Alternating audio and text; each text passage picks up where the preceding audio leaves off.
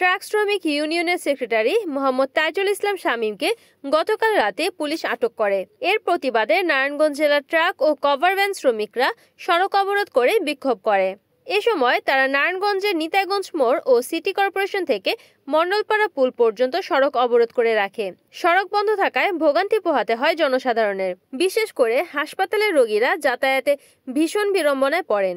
এ সময় বিক্ষিপ্ত হয়ে শ্রমিকরা বলেন, এই শামীম ভাই উনি একজন প্রকৃত ড্রাইভার, ওনার কোনো মামলা মোকদ্দমা জিতে কোনো কিছু নাই, সে একজন অসুস্থ মাথায় একে 3বার পা ভেঙে গেছে। তো আমি আপনার মাধ্যমে একটা কথা বলতে চাই, ডিসি মহোদয় নারায়ণগঞ্জের মালিক, উনি সর্বতদন্তর মালিক, উনি আমাদের এখানে ভেরিফিকেশন করবে। যদি এই লোক যদি কোনো ধরনের কোনো উচ্ছৃঙ্খলা কোনো মামলা মোকদ্দমা জড়িত থাকে তাহলে তাকে যদি নিয়ে যায়, আমাদের শ্রমিকের পক্ষে কোনো সমস্যা নাই। আমরা সাধারণত শ্রমিক হয়ে আমরা নির্যাতন হচ্ছি এবং আমরা যে দলের প্রভাব যারা দেখাতেছে এরা এই ঘটনাগুলা একে একে করতেছে এবং আমাদের এই লোকজনগুলো এরাই আমাদের ক্ষতি করতেছে, যার কারণে এই শামীম ভাই আজকে শুনলাম নাকি হত্যা মামলায় ফতুল্লা থানার মধ্যে অ্যারেস্ট আছে। আমাদের কথা হচ্ছে যে ওনার কোনো যদি জিটি পর্যন্ত থাকে তাহলে আমরা কোনো সমস্যা না, হেরে নিয়ে যাক। তো এই অবস্থার মধ্যে আমরা যে শ্রমিকেরা আহ্বায়ক কমিটি করার পর থেকে আমাদের পিছনে লেগে গেছে, মূলত আমার নেতাদেরকে এই কারণে অ্যারেস্ট হয়েছে।